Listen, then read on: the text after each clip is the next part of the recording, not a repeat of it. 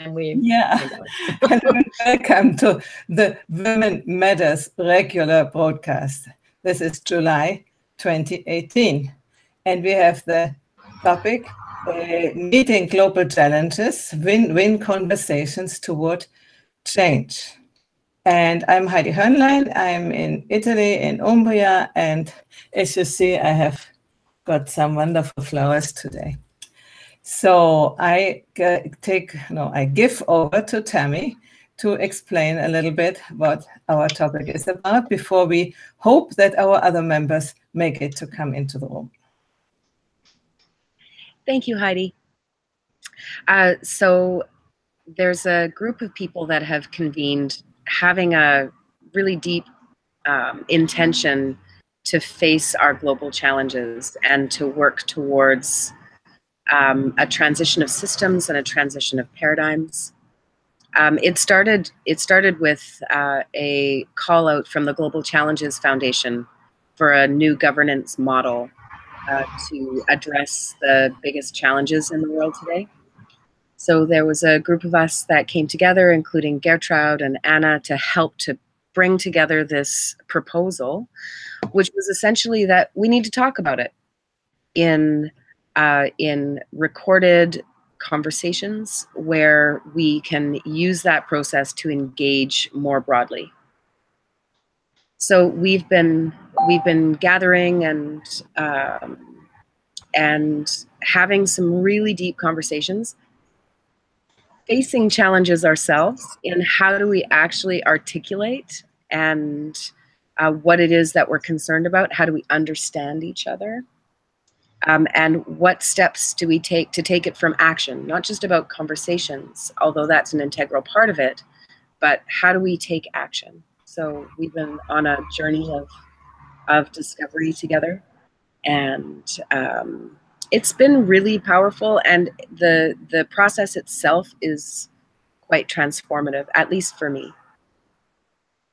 I wouldn't say that we've got it all figured out yet at all.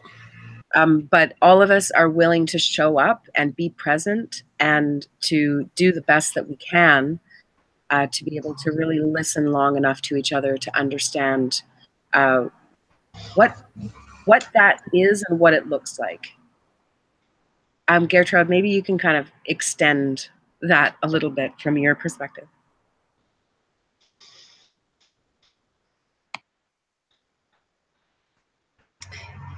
It's a willingness not to know already, but to ponder on things, themes, topics, where it's to get the juice of it. And if there are many people that have different views on the same thing, or that can challenge my view, or vice versa, and so it's like a going in spirals, or learning together, and to have the broader view, because there's so much that is even in my blind spot, like I don't even know that I don't know. And to have those conversations in the dark sometimes. I'm wondering, how are you doing this? Is this a public conversation with a group of people which is stable, or do you want to give an example for other people how they could do it, or do you invite other people? So give me a little bit about the organization of that, and maybe somebody is listening and watching and would be interested in that. So how do you organize that?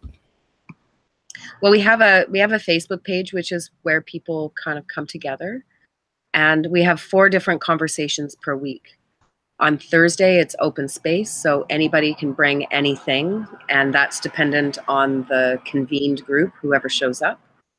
And there's a core group of probably 20 to 30 people who semi-regularly or regularly join, with maybe a group of 8 to 10 that are really quite regular. There's 866 people in the group last I looked. So we've kind of have this space where people can have a little window into what we're doing. And then we have these 4 conversations a week. So Thursday is open space. Friday is the Friday experiments, and I lead that. Really experimenting with different types of conversations and different focuses and different ways to focus our attention as a group.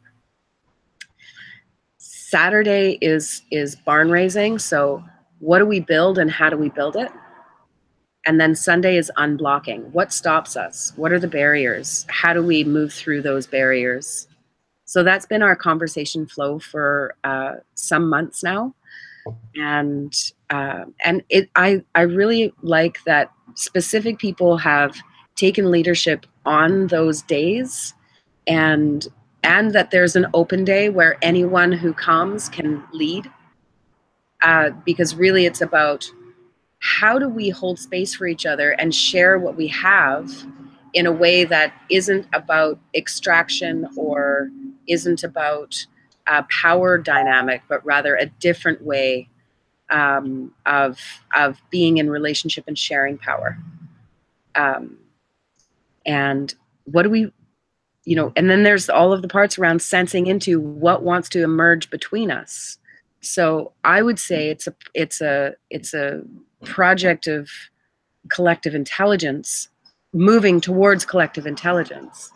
And how do we include our whole selves in an exploration together of how we can collaborate towards individual change and systemic change, all on that wide spectrum.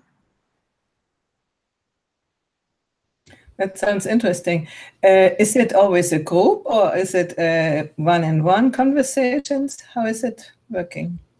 I do one-on-one conversations with people, and I encourage others to also do that. So I use my Discovery Conversation series idea, and I would love anyone to pick this up, which is choose someone who you're inspired by, do a session with them. I like to have like a check-in, a segment, and then a checkout so that we can harvest our learnings and have an opportunity to land in the space and sync our energies at the beginning in a check-in, and harvest our learnings in the checkout. And then the second session is switching the tables. So that person then is inquiring and discovering me and what I have to offer and what I bring. And then the third conversation is, where does our work intersect? How can we help each other? Do we have connections for each other? What inspires us about what we've heard? What are there any projects that come up that would make sense to take what we're doing and weave it together and help to progress both people's work? So I think that would be a powerful network facilitation protocol for people to be able to really learn about each other and to be able to learn how to present ourselves and link and connect as a broad network of change agents and people that are looking to engage in the systemic change or personal change that we need and that people are bringing their lived experience to. Yeah, that's the one-on-one. But the others, what Tammy was talking about before, they are like this. There are people coming into Zoom, so it's over Zoom, and yeah, if there's somebody leading, then this goes from there. But the open space is just people show up and we see what has energy. And so it could be 8, 10 people in one call. That's, yeah, it's seldom under 6, but so sometimes it's more, but mostly it's somewhere between there. That's good. So when you do it on Zoom, it's not public, no? Do you post it afterwards on the, yeah? It's recorded. Mm-hmm. Every session is recorded, unless somebody says, no, this part, please not. And then it's put on the Facebook page. So everybody who is part of that group, the 800, could, if they wanted to, could follow. You're talking both of the Facebook page. How is it called? So if somebody wants to join you. Global collaboration. Sorry, Global Challenges Collaboration. Okay, Global Challenges Collaboration. I should put it on the event page so they can click on the, if somebody's interested. And it's not only a girls group, it's mixed, yeah. Okay. All genders. Okay. When we began to do this about 2 years ago, or even longer, I don't know, it was really the desire to be under us as women, no? To explore a little bit. We started inequalities which are expressed by us, and then we went over into many other topics, and this one is very, very interesting. Can you give me a little bit sort of an example of what you were working on, maybe in a session, that a topic came out and how you put it then into action, into the action part?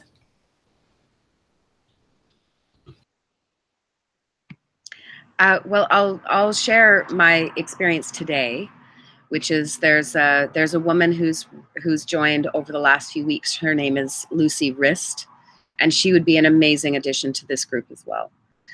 She lives in Sweden. She has she started a charity for empowering women, young women through sport, and so we just did our third discovery conversation today, and these I am posting on the group as well, these one-on-ones.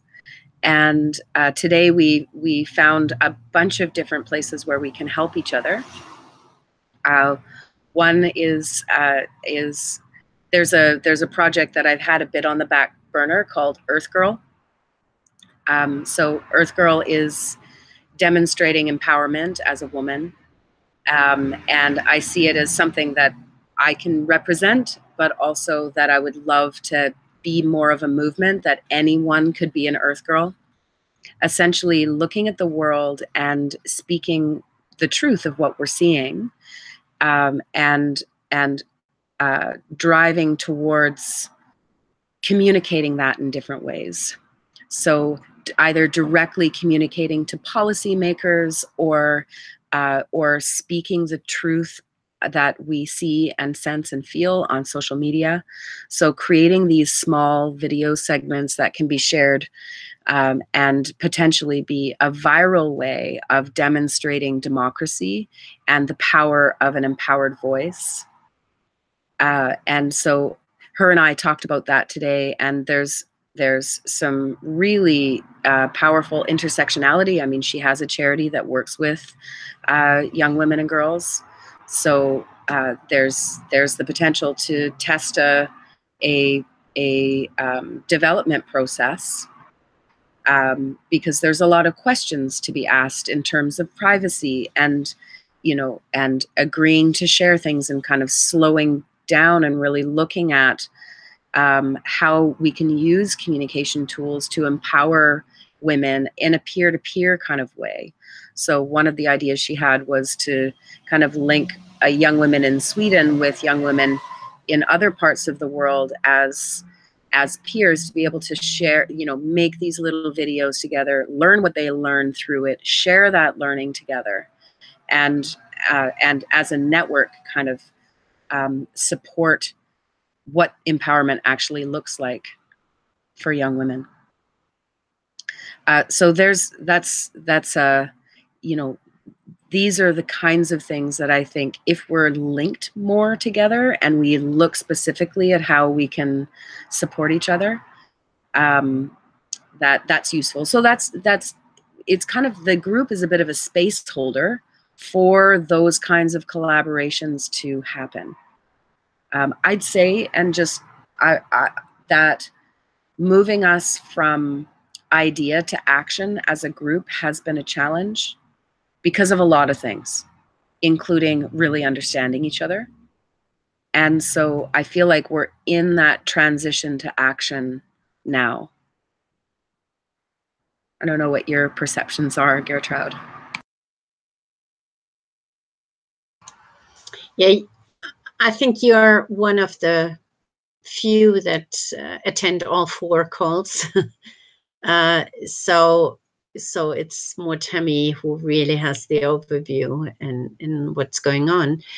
And I think that's really an important part. And there is a realm in which people show up that did this work 20 years ago, 30 years ago. And all of a sudden it's like, oh, you know that guy personally. And so there are interconnections that we didn't think of before.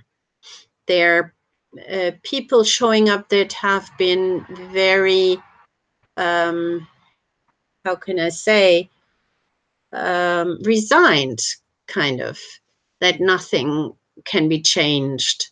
And all of a sudden they say, oh, we thought that 30 years ago, but we didn't have the tools. We didn't know how to do it. And now there is a group, there's something going on. And now we show up again with all that knowledge, with all this experience. And I think it's really fascinating to get those people back into, I want to do something. I really want to share my knowledge. I want to be a contribution to the world. Yeah, and I really love that. This that is a very, very, very special way of networking. It's not like a networking event where everybody gives their cards to the next one, you know, but it's in a such different, deeper level. How was it inspired? I mean, how did you find that out to do a thing like this? So there was a early group last August, July, August, that came together, and William Charlton saw a piece that I had done with Daniel Harris and Arthur Brock, who are really amazing change agents and doers, and what Daniel really brought is this notion of interoperability, that technology needed to work together, and that's his work. That's what he does in the world, is create technological innovations that incorporate this idea of interoperability. So, you know, he's big on open source and the commons movement and these sorts of things. Like, his interest is in that, and specifically how to share cultural works like music, and to be able to he has a technology that allows, if you were to create a song with someone, that each person that participated in that song would have a share of whatever revenue was generated from that song. And so then it's an opportunity to be able to take out the intermediary in many ways and have people be able to earn from their creative works. So this is something that's a long time coming that we have the capacity for. And one of the ideas that he had was, okay, so what if we had an app that made all democracy services interoperable for each other, with each other. So if you were a member of change.org and Avaz and, you know, all of these different kind of democracy services that are out there, what would it be to have your own central sign-in and be able to participate democratically with using these organizations as a bridge towards democracy? So he was really strong on that technological interoperability piece. And what I brought to the table was, hey, we need to work together. People need to be interoperable. And so Daniel got super busy just before we put in the proposal and hasn't been that involved. But the group that has assembled has really been practicing this. How do we as human beings work together? And so I would say that we've been really developing those soft skills of how to listen, how to articulate and share, and how to sense into where the conversation wants to go. How can we be awake and aware enough in the moment to be able to follow the collective thread?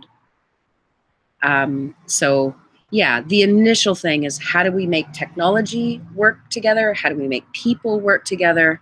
And how can we use that as a process for identifying the types of governance models, because the proposal was all about governance models, to enliven that, to make that real.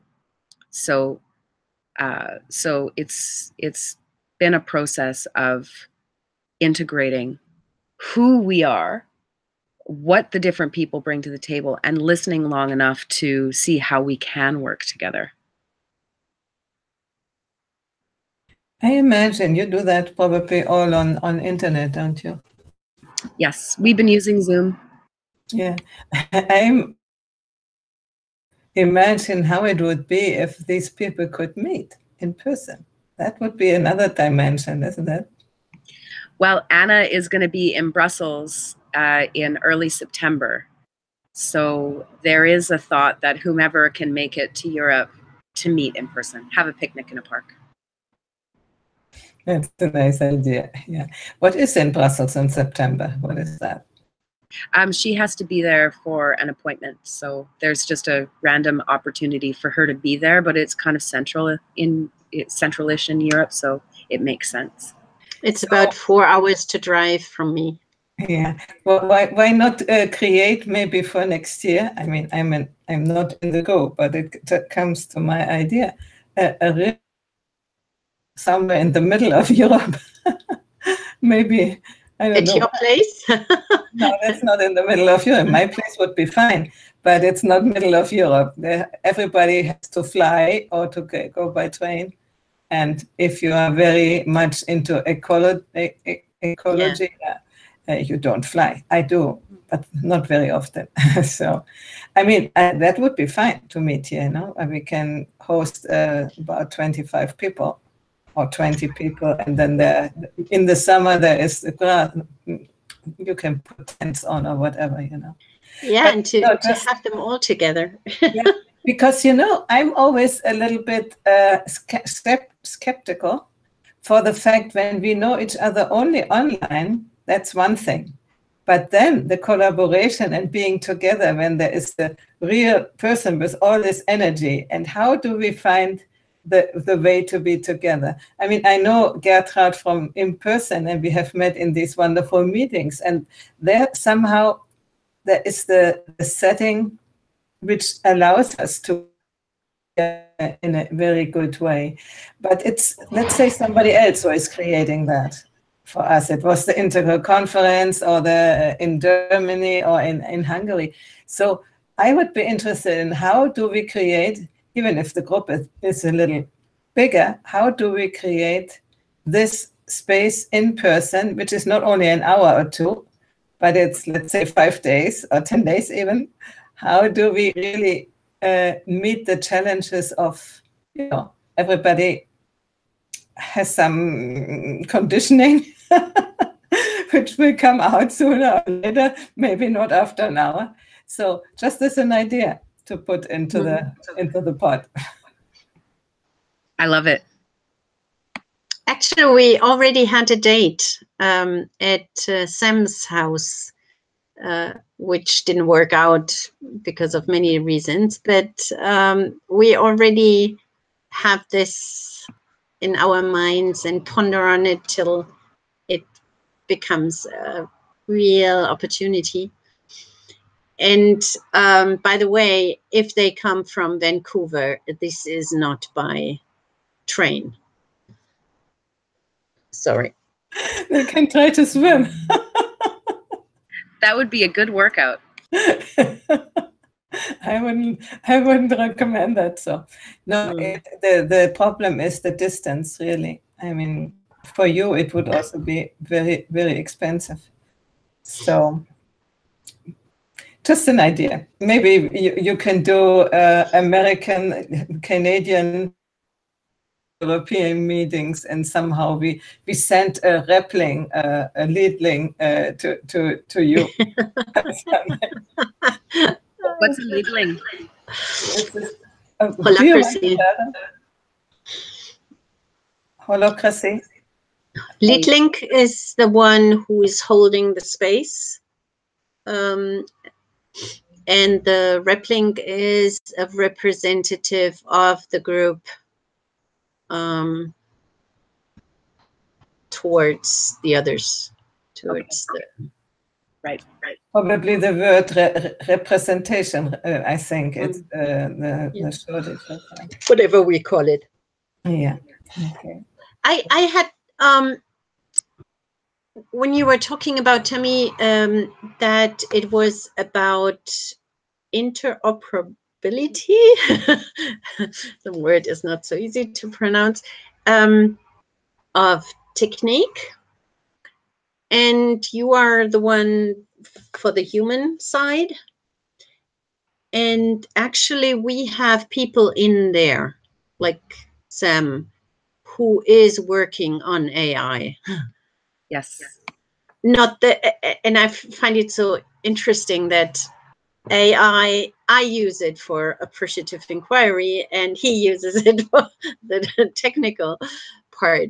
So they're people that really go deep into that matter, and others on the other side, and so it's like learning from each other, like, oh, I haven't thought of that part, or what does AI need to be of service and not leading, and yeah, things like that. So we have very different people in there. And that's awesome in terms of, like, we are all different all over the world. How would we lead from the bottom? So we're a little microcosm of how do we include all these different perspectives, and where we have a difference of opinion. So, you know, or a different perspective. And so when I was talking to Lucy this morning, she said one of the things she's struggling with is there's just so much input. So how does one really take everyone's perspective and knowledge into consideration in our thinking processes? That's a really big piece. Because, I mean, for myself, I find I'm really attached to certain notions, or I'm really pushed away by other notions. And so, but it's important for me to listen into, for myself, why I'm activated about it, or to, to understand what's behind that so that I can actually show up fully and receive what's been said to me. So, yeah, I'm grateful that there's so many different approaches within the core group and the folks that join semi-regularly. So I'm wondering, when you need to do some decisions, for instance, if it came to a real project in reality and do decisions, how would you come to an agreement when there are, let's say, 800 different ideas about the thing? Do you have a sort of a procedure? Well, we're working on that. Well, I mean, how it's framed in the proposal itself is opt-in. If you have an interest in it and you have a contribution, now you're a stakeholder in that. So it's not that everybody has to decide together and we come to a collective agreement. It really is following what you want to devote your time and attention to, and to make it happen. So in making a decision together, there's a deliberation phase. And I think that for us, we've been in a deliberation phase. And some decisions have been made and they're kind of de facto. This is like, for example, we use Zoom. That's a decision that we've made, or it's a practice rather that we have incorporated, and that's kind of how we do. So it's, for me, it's about testing some things and having some protocols and practices that the group is using, and those are important decisions. And then the people who are convened around any project, that they make those decisions themselves. So it is loose, but it feels like it has, it's open enough to take in and to practice that kind of collective intelligence as a way that we interact together, including the full body. Like, what does it feel like? Yeah. And I think there's room for objections, not for arguing and discussions and things like that, but for say, okay, if we did that, it wouldn't help, or I'd rather not have that because it might set us back or harm the process. So this is there and used, but not in a way we have to have a regular democratic whatever process we need to follow.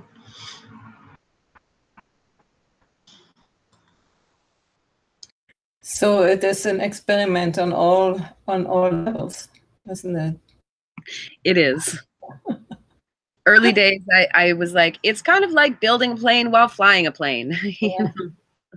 That's, by the way, a very feminine way of working, building the plane during the flight.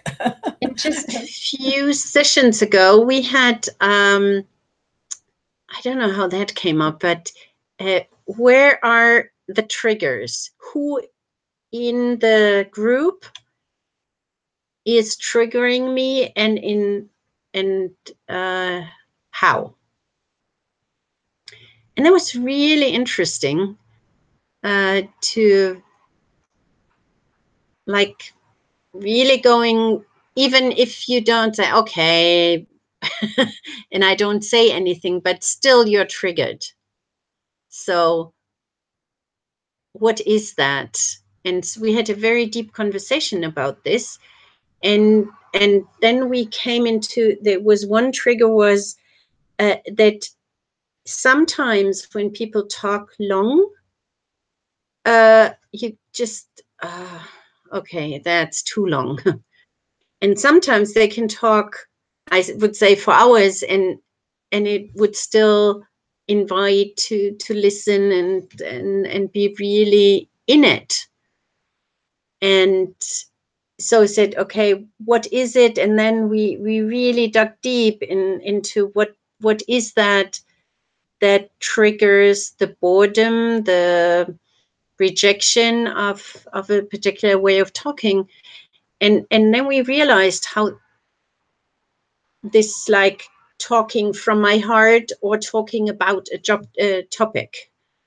And so there was a really deep and interesting conversation and not to let that slip through and say, okay, I can cope with it and I will, like really getting into that little things that add up over time.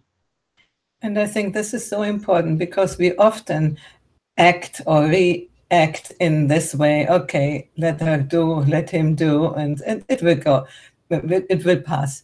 Yeah, and then roll eyes. yeah, and then it's adding up until the moment when you sort of get really angry or explode and unjustified blame the other person. Maybe in that moment they haven't done anything, and then you boil over. So I find it really, really interesting. So you could in the group say, for instance, to the person, now we find out why I am bored when you speak. And then you talk about you, and then you try together to find out what it is. And so the person can maybe change that. Is it so? That Yeah, sounds. or I myself can see, oh, that reminds me of whatever. Yeah, clear. So, But so what I was it's both. It's both. interested in, that the person can take it as an attempt to improve the conversation, and he is the example, or she is the example for what you are doing, and they don't freak out and, oh, they want to attack me or something like this. So that means then that the people must be pretty well developed. Because, normal reaction would be, Mom, I have only done this and I have never said this and blah, blah. No, that would be the normal. And you all against me, and that's just who I am. And you don't accept me, you don't like me, blah, blah. No, and that would be the normal reaction. We're developing together. Yeah, that's nice. So that comes to me immediately, the idea, how can you bring that to people who are not yet used? We are all used to things like that, because we've done so many courses, we have done so many pathways to self-development. How would you include people who have no clue? I'm saying that because I'm now living here with a young couple, and she is very, very intelligent, but she is like, level 0 of personal development, in the sense that she is doing all this conditioned responses all the time, and repeating what she has learned from her parents, things like that. She hasn't discovered herself yet. So for me, it's the question, how can I help her to open the eyes that that's not who she is, I say sometimes something, but I don't think it's very good what I'm saying. So how would you suggest to do that, to open the eyes of a person who is not yet, has no idea of these ways of being, of not needing to finish your sentences, let's say, Well, I feel that part of it is that people are ready when they're ready. I don't know how many people that may be watching, or you guys, if you've opened a book and you haven't been able to really get it or grok it. I think that any kind of personal growth is, you have to want to. So I think that the people that we're really aiming for are people that are committed to doing their own personal growth and showing up as a whole person and all of these things. I think to reach out to people beyond that is to share what we're doing, to see if they want to sit and watch a 1 or 2 hour piece that kind of gives them a sense, 2 to 3 hour piece, to see if they feel drawn. Because, for me, fundamental to this is that people want to look at the global challenges and see what they can do. People want to put their piece in. And I think that many, I certainly have I have this really wide, broad vision that it's like I've tinkered away in my own brain, but that's not going to get it done. What's going to get it done is sharing that and finding others to work with. So, for me, the Global Challenges collaboration is really about people that are already prepped and ready to do stuff, either because they've done the personal work or they have a project that's really well articulated, so that they can be connected within the network of people that are part of the group and then co-supported into what they're doing. So, for example, Gertrude last Saturday met with me after our session and was like, hey, I've got this woman who's a publisher who I would love to introduce you to with the work for the alphabet code. And that's huge. I'm meeting with her in just over an hour. And so who knows what comes of this, but this connecting people to each other to be able to help us progress our dreams and goals and visions, that's a huge part. So that means, that means really, thinking into, who to connect and how and why, and then just taking those actions. I mean, who knows what happens from this? It's an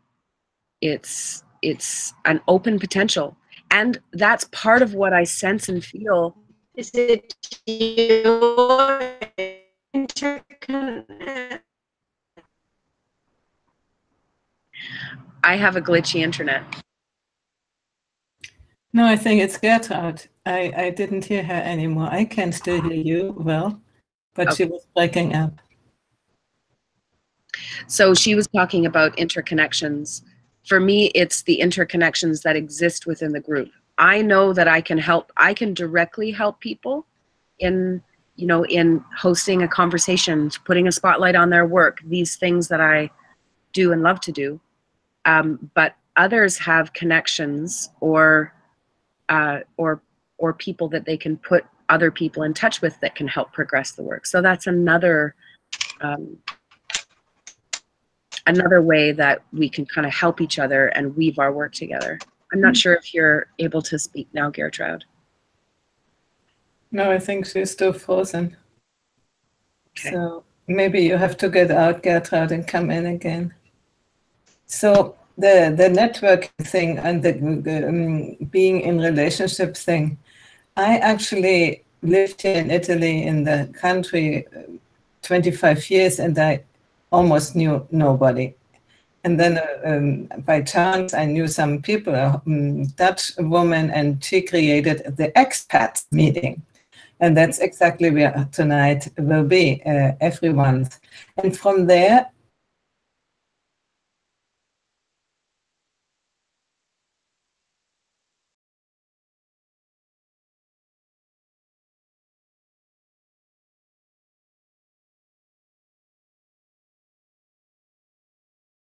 I said, they just came and were with us. And then I did this crowdfunding thing. I've never done a thing like this. And people showed up and gave money, quite sums of money. I was so astonished. So Mark, who was always sitting on Facebook, has had so many friends, obviously, by what he was doing. And there were also people who had watched our shows who never showed up. There were then names which I've never heard, but they said, you have so much inspired us and things like that. And I was, So this connection thing, I have also learned that together with Mark and together with you guys, to do these things. And we started out with the Wisdom Factory exactly to connect people. But we were thinking about the people in the integral community, because on 2014, on the Integral Conference in Hungary, we tried to attract people to use us as a platform to show what they are doing, and that didn't happen. And so we asked the more famous people, thinking, well, they have a name, and everybody of those said, yes, sure, we do that. So slowly it came into movement, and now we are, let's say, almost the 4th year, and now I have to invent myself new and see how I continue with these things. But anyway, I was astonished about how much we are connected without even knowing. While yours is a conscious exercise, you sort of know the people. No? When we do these broadcasts, we don't know whoever will watch them.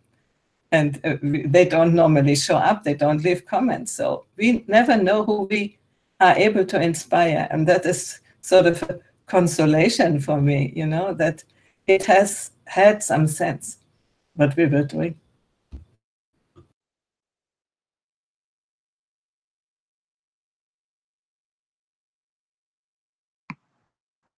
Are you able to, how's your connection there, Gertrude? Not very good, but I'm apologizing. This is, I didn't, I will hear it, re-listen the last part. So I don't know if I can say much that you can understand me. Well, we've got you pretty well, but you were asking about connections when you kind of dropped. So I'm just curious about how you see the connections in the group and how that works. And maybe that doesn't work. She's muted. You must unmute yourself now. Oh, no, she's gone again. So connection problem, technology is still, you know, a problem. Yeah. Anyway, we are on the top of the hour. We can also stop for today. It's a shame that Anna didn't make it to come in. I don't know. Also, this a technical joke, probably. Yes. Well, she has been watching the broadcast though, so it'll be neat to hear what she's saying. She can write the comments on the event page. I also would like to use Zoom because the quality is better, but it's not indirect. So I have tried to learn the Open Broadcaster system, and I have spent already many hours, and have a lot of friends who can give me advice, but not for Macintosh, only for Windows. And so I have to figure out the Macintosh thing by myself. And in spring, then, when times got crazy, I stopped doing this because, but I hope I will. Now I have many evenings which I'm alone, so I can do that. Yeah. Okay, at this point, Tammy, I thank you very much to expose that. I didn't know about it, so maybe you can invite me too. Maybe I will come every now and then. Would be wonderful. Yes. I'm surprised. I thought I'd added you to the group, but I'll do that as soon as our broadcast. Maybe you did, but I'm not aware of it. And as I said, in the last 3 months while Mark was ill, I didn't have any time to do anything else instead of only caretaking. So now I have much free time, unfortunately, let's say. But anyway, thank you very much. And for people who are listening now, we will continue, or later, with the Women Matter series and also with the German women's group in the Wisdom Factory. But the other series, like Conscious Aging and Conversations That Matter, I'm looking for a co-host, preferably male, to equalize the energies. And as soon as I've found somebody, we will start there again. Okay. Thank you very much. And bye-bye, Tammy. Thank you. Bye-bye.